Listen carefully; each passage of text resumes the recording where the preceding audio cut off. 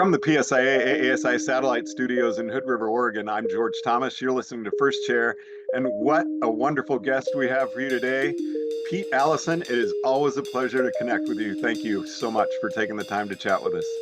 Always good to talk to you, George. So, Pete, we're all the way across the country. What are things like at Penn State as far as the education in snow sports? How is that going? Well, it's going great. Tomorrow is the first day of the semester for faculty, and then the following Monday is the first day of the semester for students. So the energy is building. This week is move-in week, and it's campus is very exciting. And the snow sports certificates are growing fast and coming along really nicely. I'm very excited about where they are. Just as a kind of reminder for the membership, the Snow Sports Education Certificate, which is a 9-credit certificate, is up and running. We ran a course in January in the spring, as it's called, the spring semester. And then we've also been running courses this summer, and we're about to start running for the first time. This is the first time we've run this course. It's a new course, Leadership Development in Snow Sports, which is a 3-credit course, which Angelo Ross is actually teaching this semester. So I'm sure many of your listeners will have listened to the series that you've been doing with Angelo. So he's going to be teaching that course this semester. And then in January, we will run again the Snow Sports Education course, which I teach. That runs January through to about the middle of April, sorry, something like that. So this is something I could be getting a degree. I could be going for my BA or my Bachelor of Science, whichever. And the snow sports would be meeting a physical education requirement. Is that how that would work? So the course, so I should have, I'll back up a little bit. As a reminder, this is all World Campus, so it's all online. So it's not, the courses aren't designed for students who are on campus. They're designed to be taken by adult learners or lifelong learners, or people across anywhere in the country, and they're all taught asynchronously. So you don't have to be online at 7 o'clock in the evening on Tuesday or anything like that. You can just keep chipping away at it when you have time. And the idea is that the certificates they're all 9 credits, and they're just standalone certificates. Or if you want to, you can stack them together. You can build them and do 27 credits and have all 3 certificates. Or if you want to, you can use those credits to then build into doing, we have a whole degree online. Or if people want to, they can take those credits and use them at other universities. So, for example, somebody might be a student in a different university and say, oh, I'd really like to take this snow sports education course online at Penn State. I'm going to take that, and then their university might accept that as being a physical activity or a health and well-being credit or that kind of thing as part of their program at their own university. So the idea is that these can be used by people studying in lots of different places. They don't have to be a Penn State student necessarily. That is great. I had no idea it was transferable. Yeah, we're very excited about that part of it, because I think it opens up, we've talked in the past, George, about this being about opening up pathways for people, pathways to learning, pathways to lifelong learning and ongoing learning. And so I've done everything I can to find ways through the Penn State University system to make these as accessible as possible, to make them as cheap as possible, to make the timing as flexible as possible, and to just make it easy for people to sign up. Rather than cheap, let's say affordable. Affordable. I like that. I'm always trying to, the part of England that I'm from is Yorkshire, which is known for people being sparing with the money. So I'm always looking to make things cheaper or more affordable. So how do you feel that this certificate is maybe changing the outlook that others have of our profession? And I just use myself as an example here, because I think my background is pretty common. I started teaching full time when I was actually in graduate school, and I had a uh, fellowship. I was a grad teacher and really was set up well. And I thought, sure, I'll teach full time over Christmas break. And then they said, well, hey, can you hang on through the spring season? And I said, well, yeah, I can go back to school in the summer. And uh, then I ended up being able to coach racing up on Mount Hood in the summer. And I thought, wow, I can do this year round. And never went back to school.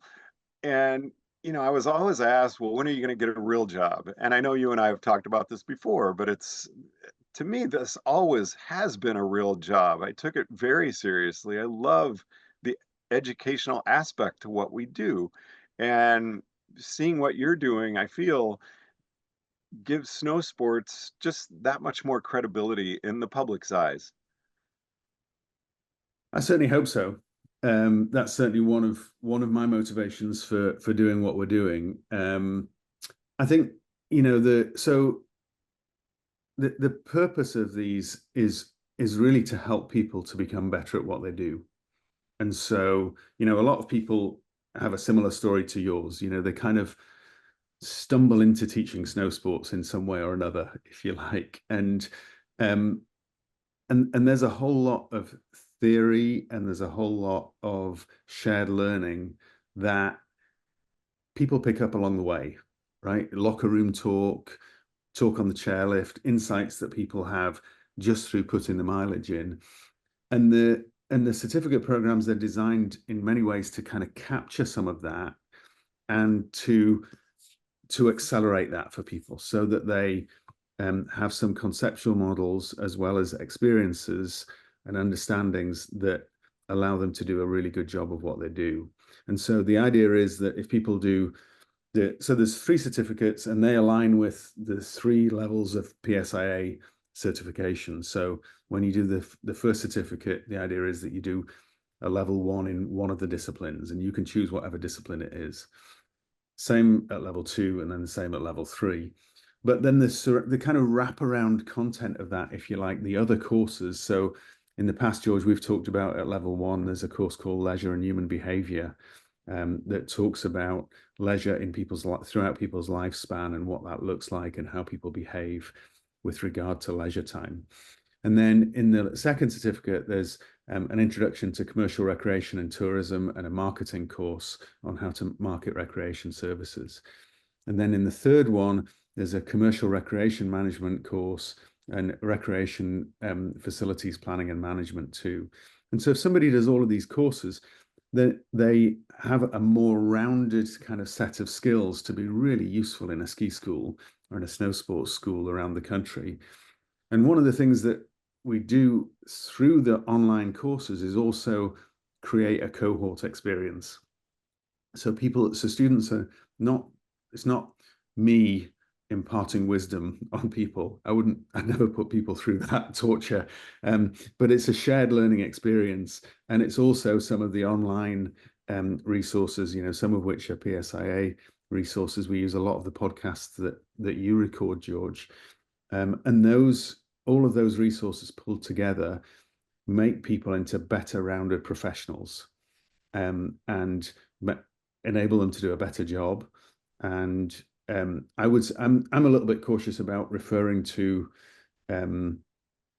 teaching snow sports as a profession, just because the literature around professions and professionals is an area of interest of mine. But I certainly think there's a lot to be said for being very professional in what we do and how we conduct ourselves, and being good at teaching and good at running snow sports schools is something that there's enormous potential as an area to work in.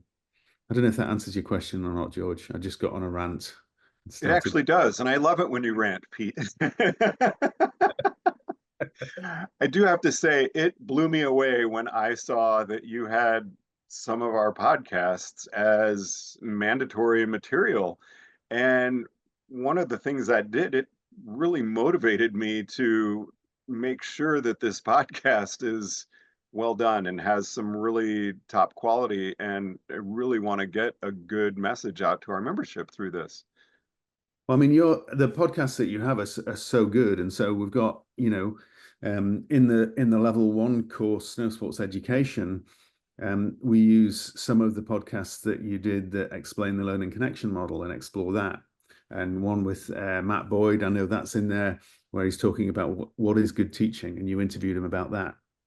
They're fantastic resources, and anybody who I think is completing a level one certificate should be aware of those resources, should know about that, should have heard those opinions. And a lot of what we do is ask students to listen to things and say, okay, what jumped out at you? What did you think was interesting here? And also, what do you disagree with? How does this align with your own experience? Is that true or not? And so it kind of prompts thought and discussion and debate, which I'm a big fan of, using discussion as a way of learning, as approach to teaching. So the feedback that we got from the first cohort doing the Snow Sports Education course in the spring was very positive.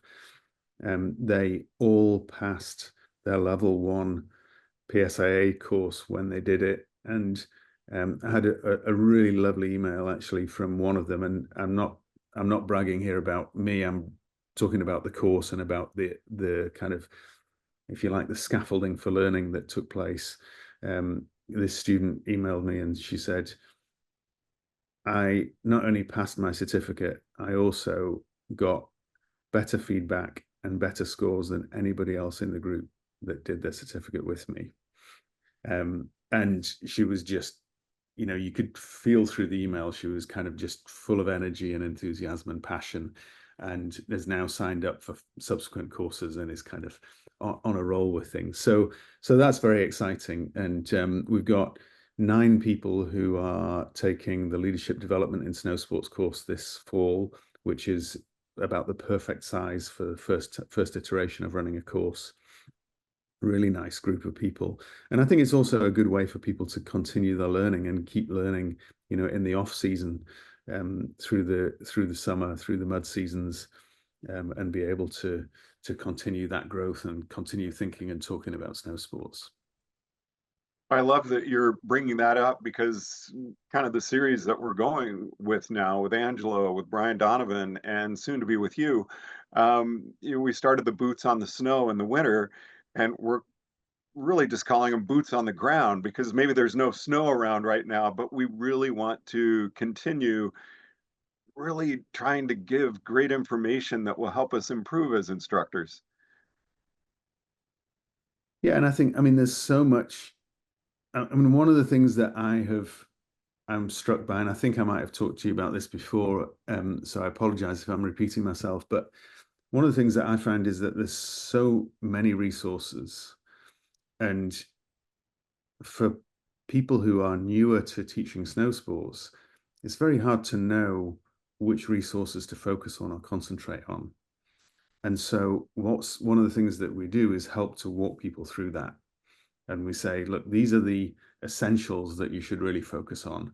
And as people progress through the first certificate into the second one, which is focused more on management, and then the third one, which is focused more on leadership, as we progress through those, we kind of expand that content to include more and more different resources from, for example, in the leadership course, we talk more internationally, and that has, we talk about interski in there, and we talk about how snow sports education happens in different countries. At level 1, we focus on the PSIA resources, and then at level 2, we kind of expand out more so that there's a progression of that learning, which I think makes sense and helps people to know what they should be looking at and what's central core stuff, if you like. In conclusion, I would love just to hear from you. You put so much effort and time into getting this program to come to fruition. What's it like for you now to see? I mean, you've had the last spring term complete. You're getting really good feedback from the people who participated in it. What's it like for you now to see Angelo teaching sections, and for you to actually be teaching and seeing this build? It's pure joy. Pure joy. It's fantastic, George. And And, one of the things that I need to say is that this is not me. This has been a big team effort. So, Angelo's been involved in a lot of this. Jeb Boyd, who I'm sure a lot of listeners know, Dave Schuling, Josh Pighetti, a PhD student who's with us, has been involved in this. Sierra Hoagie from Big Sky has been involved as well. And so there's kind of a team of people. We've got a couple of people on campus who are really big supporters. And so it's really nice to see all of that coming together. And one of the things that we're doing is looking at connections. In our department, we have a professional golf management program. And so we see the snow sports and the golf management as being kind of parallel programs, if you like. And Brian Souley, who is a golf pro who teaches on that program, has been a big help and support. And we're seeing all kinds of connections and opportunities in the future. We'd like to run some shared courses and that kind of thing that I think they'll be well received and useful for both golf students and for snow sports students. So, I mean, to answer your question, it's just great. It's wonderful to see. And my hope is that what happens in the long run is that we see an impact on teaching on a daily basis in snow sports schools across the country. That will be really, really great to see. And I think, one of the things that, I mean, just to kind of go off on a little bit of a tangent, one of the things that I've noticed is we've talked a lot about teaching skills and people skills and the learning connection model in recent years. And I think that they are, of course, I think they're really important. We still need the technical content. People need the technical content in order to have something to teach, in order to have something to cover in that 2 hours or 2 days that you have with clients. And I think that we need to kind of make sure that instructors in the future are skilled in all of those 3 areas and can balance those areas really well. Pete, as I said at the beginning, it's always a pleasure chatting with you. Thanks so much for taking the time to join us on First Chair. Pleasure's mine. Thanks, George. From the PSIA-AASI Satellite Studios in Hood River, Oregon, I'm George Thomas.